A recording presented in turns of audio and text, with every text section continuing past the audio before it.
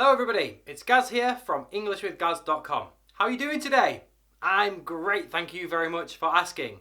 So today I wanted to bring you a video which is 12 phrasal verbs using the word about. Now, important to notice that this is in the UK.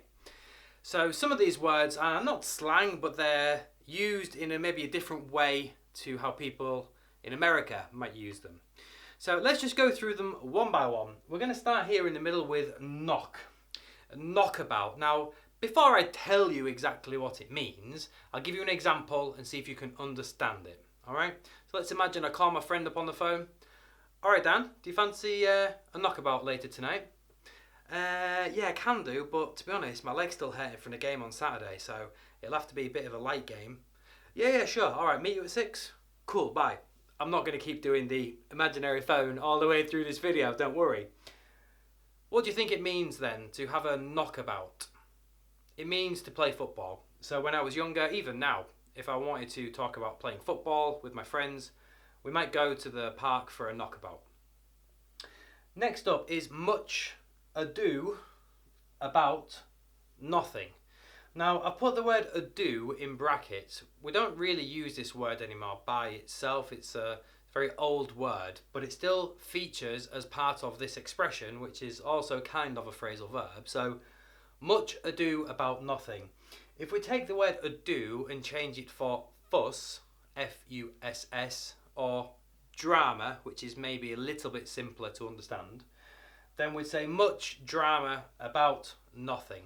I think you can understand what that means. So when there's a big news story about something which isn't really very important, let's say that the Kardashians do something stupid like the Kardashians do, then for me this is news, much news about nothing.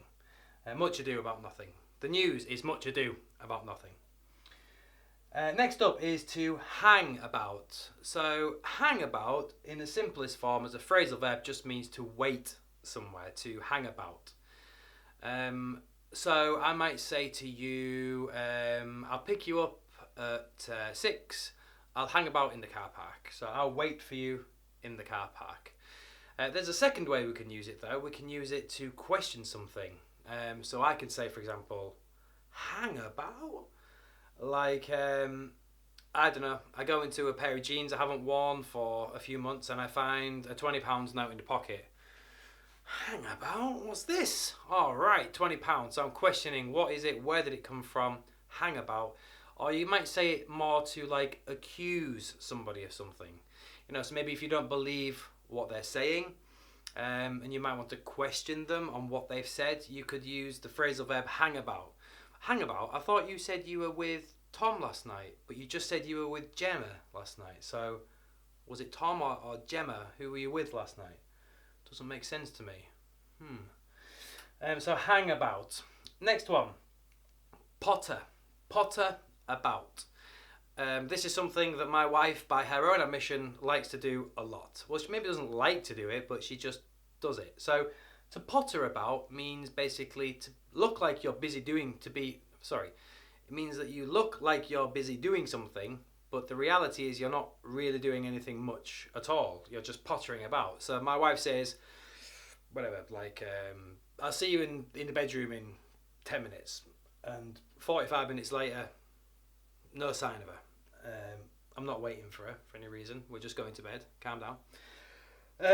So potter about. To look like you're busy doing something, but actually really not be doing anything at all, or be doing it slowly. Ask about. So let's say, for example, somebody wants some information about somebody else. They could ask about that person. But if I get asked information, for information about somebody, and then I find that person, I could tell them, hey, your mum called asking about you. Are you okay? Can you give her a ring? So, in this case, mum called asking about you. For information about you or something, doesn't need to be a person. Next up is to fool about. So, fool just means mess about, so not to do something not properly. For example, kids often fool about at school, in the classroom, instead of listening to their teachers. So to mess about, mess around, fool about. And the second meaning of fool about would be, I mean, there's no way to say it other than to get to the point, to have sex, to fool about. Hey, you want to fool about later? Personally, I wouldn't ever say that because it sounds stupid. To me, that's my individual opinion, but mainly because it's more something that an American would say to reference sex. Like, they were fooling about yesterday, they were having sex yesterday. In Britain, we'd just say they were shagging, if you wanted a slang word for having sex. Excuse me, I have a frog in my throat today. Next, let's have a look. Come about. So I'll just move over this side. So come about would use this phrasal verb if we wanted to explain how something happened. You might even use it to ask a question like, oh, how did that come about? Like, how did that happen, you know? I don't know, there's an accident at work, somebody broke a window. The boss comes to the factory floor and says, how did that happen? How did that come about? I don't know, it just came about by accident.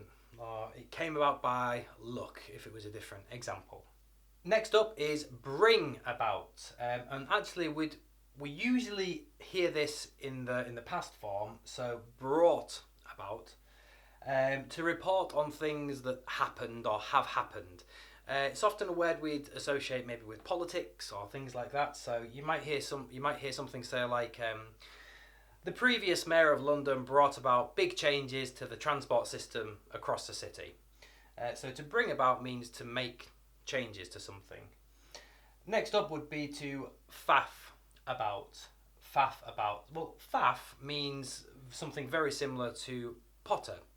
To basically look as though you're busy doing something but not really be doing anything at all, just be faffing around.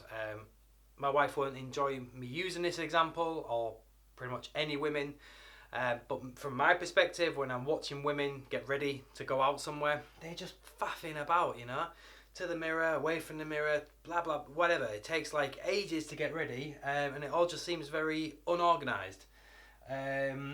So to me, women just faff about a lot. Sorry, I don't mean to generalise. That's wrong of me. In my experience, women faff about. Maybe I've had bad experiences with women. Again, just joking. Love my wife. She's amazing. Next up would be to doss about. So doss just means basically to be lazy, to do nothing, to doss about. So if you're dossing about, maybe you're just dossing about in the sun all day, or dossing about in the pub, just being lazy, chilling, dossing about. But I would say that it doesn't really have a positive feel to it. The word doss, it's kind of negative. If you're not using it to talk about being leisurely, we might often use this phrasal verb to talk about people who are lazy in the bad way. As in, you know, he doesn't have a job, he doesn't work, he gets benefits from the government, and all he does all day is doss about. Sits on his sofa, playing his PlayStation. So that's obviously not great. Next would be mill about. Mill about is basically a phrasal verb that means just gathering with groups of people and milling about. You may go to the beach and mill about. You don't have any particular destination, you just go with friends and you just mill about. There's no particular reason why you're there, you just want to have some fun, chill out. I use the beach as one example, but to mill about, to go somewhere without any real clear idea of what you're going to do, just to be there for the fun of it. And the last one today is to arse about. Very British word, arse. It basically just means bottom, if that's a new word for you. Americans would say butt. In England we say arse or bum, B-U-M, but arse, to arse around means, well really, where was it?